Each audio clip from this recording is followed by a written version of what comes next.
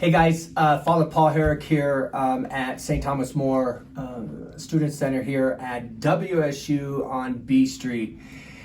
Left to me, many of you might know who this is. This is a former student and participant at the center, Abraham Lucas. Hi, Abraham. Hi. Good to see you again. Good to see you. Abe is in for the week and just doing some downtime. And since college, Abe, can you tell me what you've been doing? What's the last year been like so far? I mean, what did you do with your degree? I haven't done anything with it yet. I put it in my closet. I see. But what are you doing now that people might know you for? I play professional football, and I play for the Seattle Seahawks. Oh my gosh, Seattle Seahawks. I'm from Seattle. I can say I've never been. Have you been to many Seahawks games before you were a Hawk? I went to one. One. Okay. All right. And I think deep down you wanted to be a Hawk? I mean, I didn't really have any expectations, but I'm not upset about it. Not upset about it. I just wanted to talk to Abe, and I just wanted to just say, you know, something happened. Actually, it was announced today that Abraham was part of the all-rookie team his first year for the NFL. So congratulations. Everyone's proud of you. But I wanted just to have a little conversation with Abraham. You know, I know a lot about football through the lens of the students and the athletes that I work with. And I've been really honored to the last few years to walk with Abraham through a journey. And I just wanted to share with you, and I just want to ask him a few questions about, you know, what does it mean for him at 24 years old to be a man of faith, and what his faith and his sport or his job, for him, it's a job. It's a job. Absolutely. He has to show up. He has expectations. It's a little more high profile job, but it's still a job, but with a certain amount of exposure.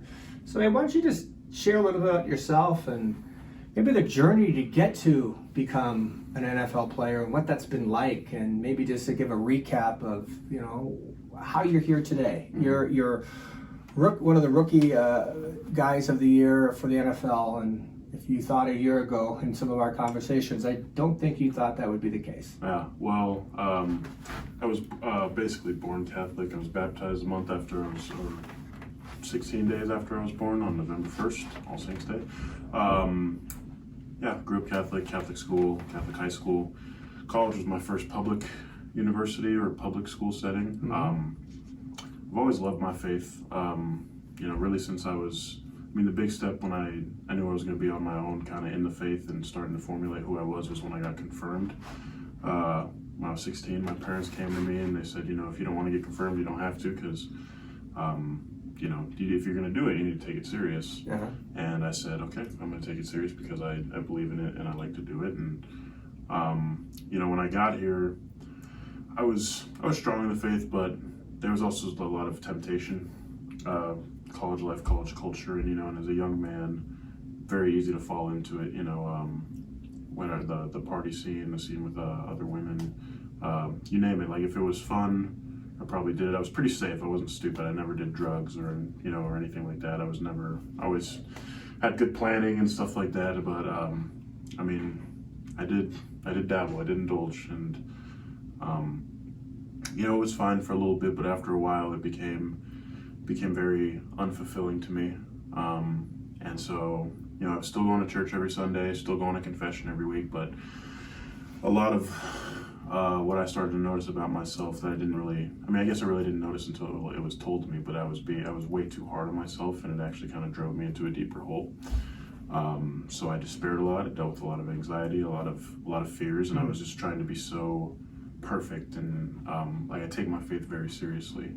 Yeah. You know, I like to think of myself as not a soft-core Catholic, but a hardcore Catholic. Yeah, you're hardcore. For as much as I can do, but it became something of I was trying to do too much on my own. Let me stop you for just a second. I want to go back to something you said, and I learned you had to own it. You were indulgent in the temptations of a college culture.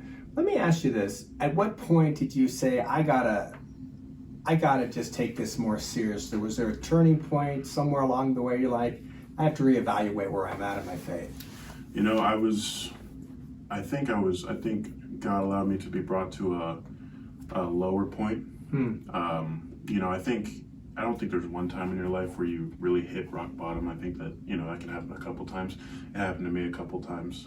There was times where everything was going great. I was really high. I was riding high and felt like I was doing great in my faith. And you know, but there was a couple times where I was really at rock bottom. And, you know, in those couple times, it was really just like, I need to get my stuff together, you know, and the hardest thing that I had to tell myself was that I can't do this by myself. Amen. You know, so Amen. I mean, I said I'm lacking spiritually. Let me seek out somebody who's, you know, I mean, maybe a little bit more spiritually advanced than I am, somebody who lives in this all the time. And not to say that I don't, but you know, you don't play football in the church. So, Amen. Don't play football in the church. So, that's good. you know, I started being around the church more and started talking more. And Right, you know. right. That's right.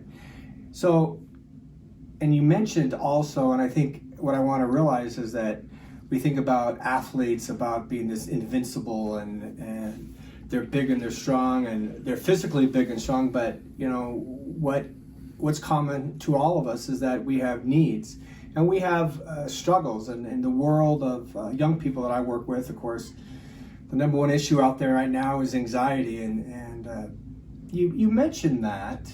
Would you be willing just to share with everyone, you know, okay, how did that impact your life? And how were you able to deal with the anxieties of life? Because I don't think a lot of people understand how you do it. Yeah, so I'm kind of a naturally anxious person, not just around issues or things in my faith, but around things in really just everything in general, you know. Really the biggest thing that I learned, and I started learning this my freshman year because of our strength coach, who at the time was very frightening to me. But he was a guy who, I mean, I don't think he was like a religious guy or anything. He was Christian. He was a really, really good man, and I loved him for the time that I had him. But a lot of the stuff that he was teaching was out of being and acting as a man, you know. And so what I try to do is I try to say, okay, here's my anxiety. Here's what's happening. Like you know, there's things that I approach that I'm kind of uncertain about, but it's my duty as a man to charge in head on and try to accomplish these things as much as possible, as much as I can, and help will be there if I need help, you know. So I mean, from that I learned that while, especially as young men are taught a lot not to show their emotion or be super headstrong, and I do agree with that to a certain extent, but we also, I think as young men, have to recognize that, you know, there are people who are better at certain things than we are, and it's okay to go to them and say, hey, how do you deal with this? How do you deal with that? You know, and for me it was in church, because I could directly connect what I was doing back to my faith. So I'd meet with people who were stronger than I was in the faith and who had practiced it more and who were more seasoned than I was. One of the qualities that I've learned about you, Abraham, is this humility. I preach a lot to people and athletes in general that the seed of greatness is humility. That when you understand that, number one, like you just said, I can't do it alone. I've got to seek out people who are stronger in certain things. You know, we go to doctors and we go to specialists. We go to all kinds of people who are in their field. And I know that you were involved with a Bible study when you for a bit with the Focus Missionaries, and then, you know, you were quite involved here in the last 2 years of your as a student, you know, and getting your degree. And let me ask you this. So let's fast forward. You are winning all these awards and All-American this and all of that, and that was good. And one thing I have to testify to Abraham about Abraham is, yeah, that's great. Okay, let's go do something. I mean, there's just not a lot of guile in the man, and I think that's why he is loved by fans, is that there's an element of he knows who he is and he'll talk to anyone, but he's a private guy, quiet guy, but you know, he's always present to people when they need it and to himself. Abraham, let's fast forward to this picture. This is a picture I'm really honored that, can you zoom up on that a bit? I don't know if you can, but if not, it's all right. Abraham and Liam Ryan and Dean Chadikowski and some other guys who last year was really nice. They gave me a gift before I gave, and that's what they gave, and they signed it. You know, a lot of athletes out there talk about, I trust God and I want to give glory to God, but that's a really big statement. And this is in the middle. Can you just sort of share what that picture means to you and what that meant to you doing that and Sure. why? Yeah, I mean, this is just a small group of guys that I think out of that picture, 3 of us are Catholic and then the other 2 are Christian. And I mean, it can be difficult, especially when you're anybody with, you know, a certain level of status, especially as a man, to be distracted. And a lot of people say that they give thanks to God, which I believe they do, but to be a true follower of God is to be a follower of God even in moments where you don't want to be, you know, and that's a hard thing to do. This was after a victory. I think we were at Arizona State, you know, so I mean, we have no problem giving thanks to God then when things are going well. One of the things I learned with, I mean, even through looking at this picture, it kind of reminds me to, you know, be grateful as best you can, even when things are terrible and things suck. You know, there's certainly many saintly figures in the world and in the faith who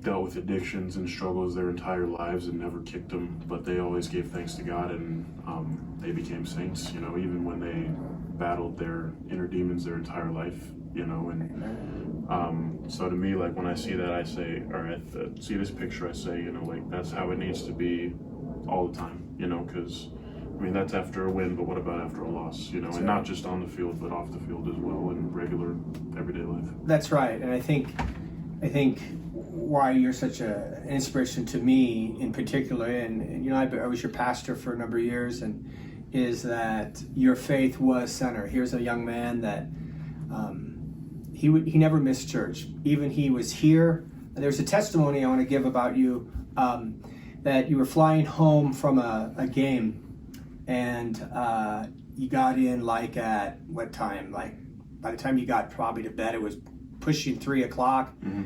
And there was a 10 a.m. mass here or something. This is before I even got here. And one of the ADs, who's a Catholic, goes, "Oh man, it's a little late to go to church, or we're here so late, it's too early." And Abe said, "Well, I'll be there if you want me to come and get you," or something to that effect.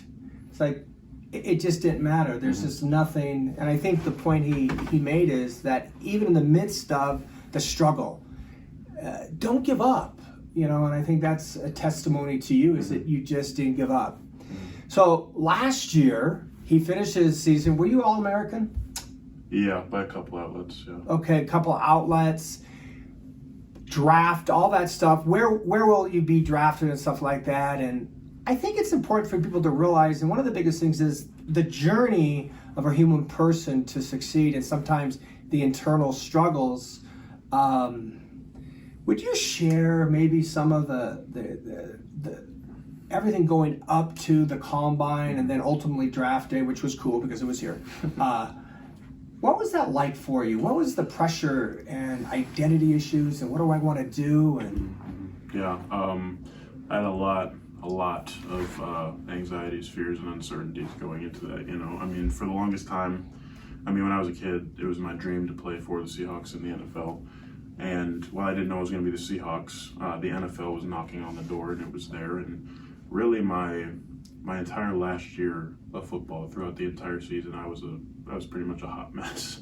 Dealt with a lot of anxiety, dealt with a lot of fears and uncertainties. But the thing that I did to kind of overcome that was, I took the approach that like was instilled in me, is to treat it like a man and be strong and to kind of deal with it as much as you can, which I did.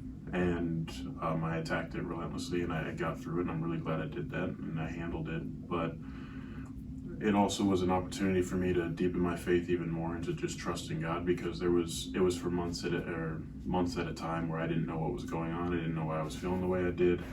And it was just like, well, you know, it's in front of me and I'm here. I don't really know what's going on, but I'm going to do it because, you know, God's given it to me, even though it doesn't feel right at the moment necessarily. I shouldn't feel like I think I should feel, but I'm going to do it. And like going back to this picture, you know, like, I mean, I was anxious as all heck in that picture too, you know, and I wasn't feeling right, but I still tried to bend the knee as often and as much as I could to God and thank Him for that, and thank Him for that struggle that He gave me, because it made me, I mean, it's cliche to say, but it made, you know, it makes you stronger. It does, you know, and if you pray for peaceful times, you might have to prepare for war to obtain it. That's great. You know what I mean? So learned how to do that, and still struggle with it. Still struggle with my anxieties and my fears, but as at the end of it all, when I got drafted, and going into my first year in practices and games and such, and there was times where I just had to stand, take a breath, look around, and recognize where I was and how blessed I was to be in that scenario, how blessed I was to experience those problems at that level. Wow. Wow. Because there's billions of people who would probably kill to be in my position. Yeah, you're part of the 1%. Mm-hmm. You shared that I'm part of the 1%. And now, what's that like? Could you give maybe some highlights now, just sort of on okay, I'm drafted. Mm-hmm. Let me actually, let's back up real quick. It was really cool that he and his family and his coaches and stuff who mentored him along the way were here at the center in our coffee shop. We were there, and first draft went, and second, and then we're in the third, and then he gets the call. And can you people never get sort of an inside look. What's the call like? What's the emotion, the build-up? Because I was there, and you were pacing, man. Oh, yeah. You were pacing. Big time. So you get the call, and what's going through your mind and heart? Well, I guess for me, I was just, looking at the screen, seeing guys that I knew get drafted, obviously very, very happy for them and their families and everything that they could be able to do. But, there's 32 different destinations, and, you're not really knowing where you're going to go. And then I was pacing back and forth, had a drink or two, tried to take the edge off, didn't really help. But my phone was charging because I kept looking at it, and I went to go check it. And right when I was going to check it, it started ringing, and it was I looked at my mom, I was getting a call, my phone's ringing, and everybody got really quiet, and Seahawks called, said they're going to take me, and it was really, at that point, I just started, I felt myself start to be able to breathe a little bit again, just kind of, knowing where I was going, and hearing God say, okay, this is where you're going right now, and we'll figure out what's coming down the road. And so it was a lot, but it was great, and I'm very fortunate for it. It was sort of funny is his mom and dad were ready to move. Yeah. To where? They wanted to move to Arizona or Texas. They wanted to move out of Washington, yeah. And so, we're not moving now. Yeah. They're going to see their son play, and let me ask you this. Could you just tell any athlete out there, any young person who wants to pursue something, what would you be like? I want you, he's 24, but he's a mature 24. He's experienced his own crosses, his own sufferings, but Christ has always been at the center of his life and how he tries to live his life. What would be the one piece of advice that you could say to a person pursuing their faith in the midst of hard times? Well, I look at it through the faith perspective, but also through the athlete's perspective, because I'm a professional athlete now. So the way that I was able to obtain professionalism in the athletic world was to relentlessly keep pursuing. And I think that's true in the faith as well, because it's not supposed to be easy. If it was easy, everybody would do it. And I remember, the late Coach Leach, Mike Leach, had a saying that he told us when I was a freshman. I hadn't even played yet, but it was after one of the games, and he said, this game should prove to you guys that nothing is fun unless it's hard. And the Catholic faith it's hard. It's a hardcore thing, as it should be. It shouldn't be easy. There's a lot of times it doesn't matter what we think or how we feel. There's the church teaching, and the church teaching is true, and we follow the church teaching, and that's what we do, and we apply that in our lives, and that's what it means to be Catholic. There's lots of things I question sometimes and things that I wish were different even within the faith, but that doesn't matter. It doesn't matter how I feel as a man. What matters is the action and doing the action and praising God in the action. So, it takes a while to get to that point. It took me a while to get to that point, and I'm still pursuing that point. I'm a sinner, and we all sin, but as much as I would say, if you're lukewarm towards the faith, or you're 40 out of 100%, give 100% of that 40%, and things will start to improve for you. Wow, that's awesome. Can't get any better than that.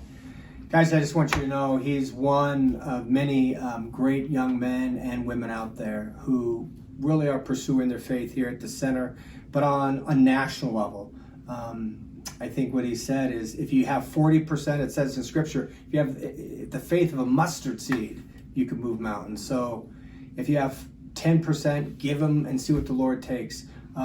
Abraham, I'm proud of you. God bless you. Bless you. All right, go Cougs. Go Take Cougs. care, guys. Bye-bye.